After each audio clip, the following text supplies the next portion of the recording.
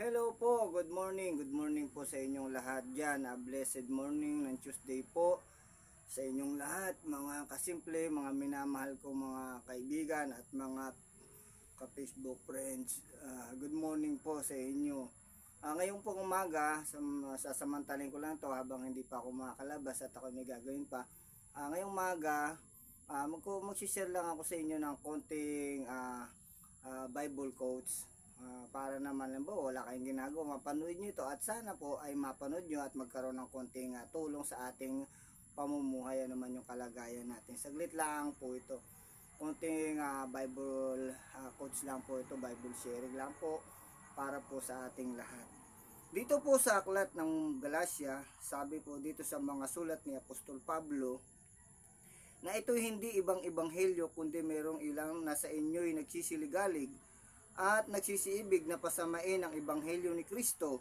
Datapat kahit man kami o anghel mula sa langit ang mangaral sa inyo ng anumang ebanghelyo na iba sa aming ipinapangaral sa inyo ay matakwil.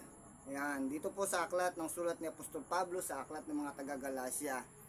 Yan, ang sabi ni Apostol Pablo, kahit man daw sila o anghel sa langit ang mangaral sa atin ng ibang ebanghelyo ay matakwil. Una, yung ating pagbubulayan kung ano ba yung ipinapangaral nila Apostol Pablo na ibang ebanghelyo. Sabi kasi dito merong ibang ebanghelyo kaya yung iba tuloy nalilito. Ngayon sabi dito sa aklat ng mababasa nyo rin naman dyan sa ilalagay ko sa screen, dito sa aklat ng Mateo sa chapter 16 ay ganito ang sinasabi kung ano yung ipinapangaral ng mga apostol. Kaya maunawaan natin yung ipinapangaral nilang ebanghelyo. Dito sa Mateo 16 talatang simulan natin sa 14. Yan, o kaya sa 13. Nang dumating nga si Jesus sa mga sakop na Cesarea ni Filipo, ay tinanong niya sa kanya ng mga alagad na sinasabi, ano baga ang sabi ng mga tao kung sino ang anak ng tao? Yan, dumating si Jesus sa mga sakop ng Cesarea ni Filipo. Yan, tinanong niya yung kanyang mga alagad. At kanilang sinabi, ang ilan si Juan Bautista, ang ilan si Elias, at ang mga iba si Jeremias o isa sa mga propeta. Kanyang sinabi sa kanila, datapat ano ang sabi ninyo kung sino ako? Yan, tinanong sila ni Jesus kung sino daw siya, kung ano sinasabi ng mga apostol sa mga tao kung sino si Jesus. Sumagot si Simon Pedro at sinabi, ikaw ang Kristo, ang anak ng Diyos na buhay. At sumagot si Jesus at sinabi sa kanya sinabi, mapalad ka Simon Barjonas, sapagkat hindi pinahayag ito sa iyo ng laman at ng dugo, kundi ng aking Ama na nasa langit. Ibig sabihin, yung mga apostol, sinasabi nila sa mga tao, kapag tinatanong sila o yung pinapangaral nilang ebanghelyo, si Kristo ang anak ng Diyos na buhay. Kaya yun ang kanilang ipinapangaral. Kaya maunawaan po natin yung ebanghelyo na ipinapangaral nila Apostol Pablo, si Kristo ang anak ng Diyos na buhay. Kaya kapag may nangaral sa atin, si Kristo ay taong-tao lang, hindi po yan aral ng apostol. Ang matatanggap natin aral mula sa apostol na katulad, ipinapangaral si Kristo ay Panginoon natin. Yan, mababasa pa natin yan dito sa aklat ng mga gawa. Yan, sa chapter 2 ng mga gawa ay ganito ang pinapahayag. Yan, sa chapter 2 verse 36. Pakatalistisin nga ng buong angkan ni Israel na ginawa ng Diyos na Panginoon at Kristo itong si Jesus na inyong ipinako sa krus. Nang marinig nga nila ito ay nangasaktan ng kanilang puso at sinabi kay Pedro at sa ibang mga apostol, mga kapatid, anong gagawin namin? At sinabi sa kanila ni Pedro, mangagsisi kayo, mga bautismo ang bawat isa sa inyo sa pangalan ni Jesucristo sa ipagpapatawad ng inyong mga kasalanan, tatanggapin ninyo ang kaloob ng Espiritu Santo. Yan sabi, yung marinig ng angkan ni Israel, sabi, itong si Jesus na inyong pinako sa krus. Yan. Si Jesus daw yung ipinako sa krus. Yan. Kaya anong gagawin nila? Sabi, magsisi kayo, tatanggapin ninyo yung kaloob ng Espiritu Santo. Ibig sabihin, ipinapangaral ng mga apostol o sa ating panahon ngayon, ipinapangaral si Kristo Jesus ay Panginoon. Yan.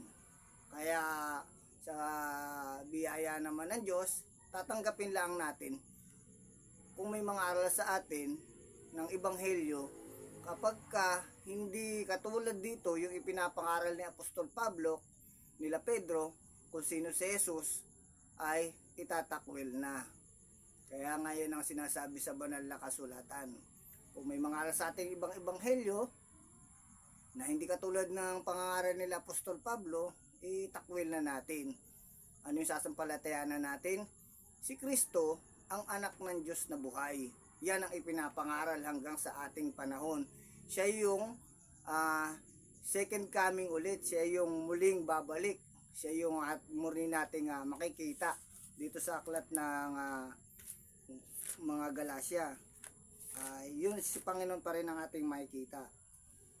Yan. O sa aklat ng mga gawa sa 1, basahin natin. Yan. Sa chapter 3. Yan.